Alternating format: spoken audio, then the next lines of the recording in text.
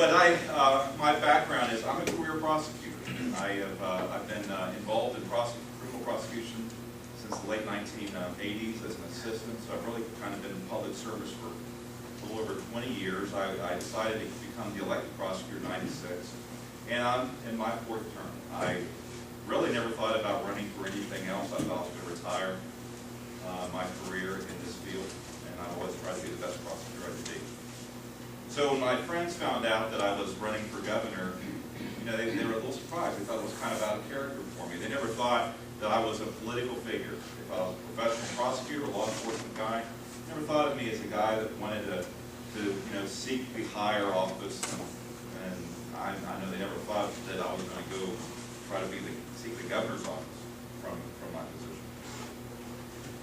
But I think the prosecution nature of me is really kind of what triggered this decision on my part. One of the reasons I think I'm a prosecutor over the years, I'm just one of these guys that never liked to bully. And when I see someone doing something bad or hurting somebody, hurting a child, or hurting a senior citizen, I got mad. I wanted to do something about it, so I became a prosecutor. And actually, I got mad with what's going on in Charleston. It's following not only on the federal level, but on our state level. I remember a year or two ago, I was watching decision makers on TV, and I saw Earl Ray Tomlin on there, and they're kind of dancing around with him like, he could be the next governor. And I looked at it and I said, I don't want you to be our next governor. West Virginians don't want you to be our next governor. We can do better. So I decided I'm going to do my part, and we are going to do better, and I'm going to run for governor. The frustration is based upon this sense that I have that our Democratic elected officials in Charleston, it seems like in any situation, their first instinct is always to do what's best for them. When any situation comes up, you have an instinct. It's just like when George Bush was in the room in Iraq and the guy threw the shoe at him, the first instinct George had was to duck. Well, in Charleston, the first instinct with our Democratic leadership in any situation is, what's best for me? What can I get out of this? What can my friends get out of this? And we're sick of it.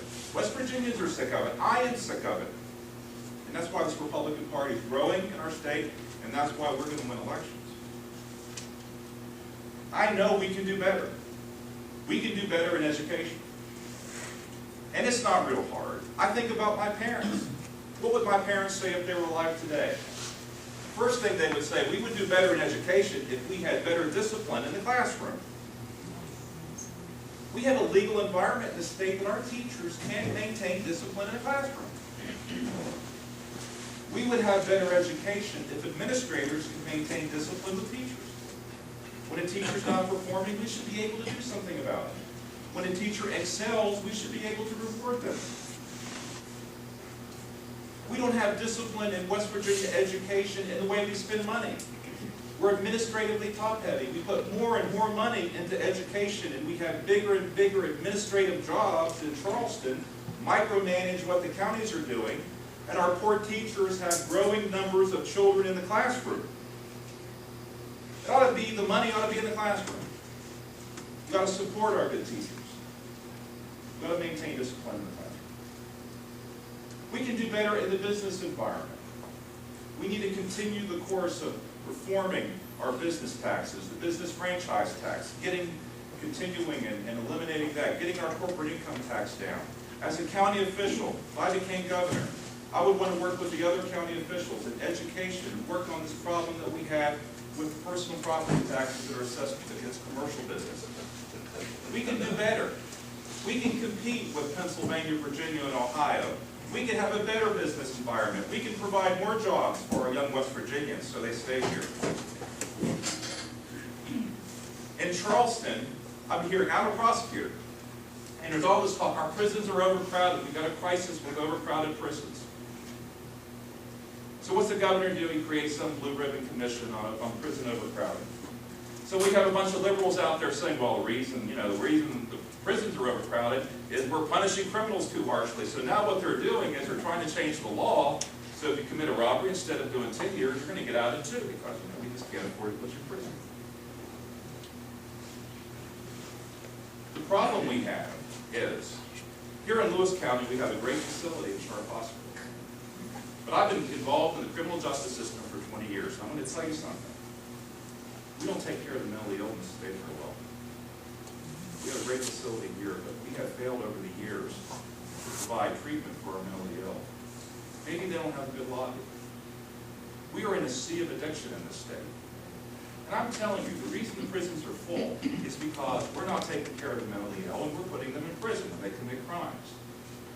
We're not dealing with drug addiction. So what are they doing? We're putting them all in prison when they're committing crimes. We need to do better on mental health, and we need to do better to attack the problem of drug addiction in this state for 2 reasons. Number one, it's the right thing to do, and number 2 is it's the economically best thing to do because it costs us a lot more to build prisons than it does to provide community-based help for addiction and mental illness. We can do better. And I can promise you something. If I become governor, my first instincts will always be to do what's best for West Virginia.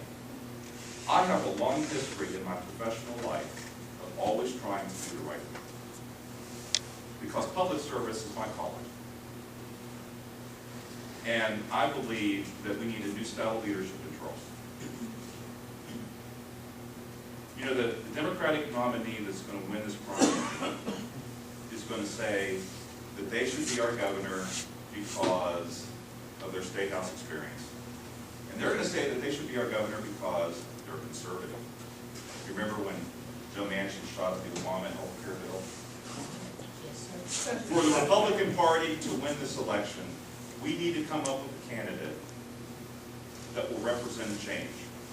Not the traditional profile of the political operatives in Charleston. We need someone that has a new perspective, someone who can demonstrate a commitment to do the right thing.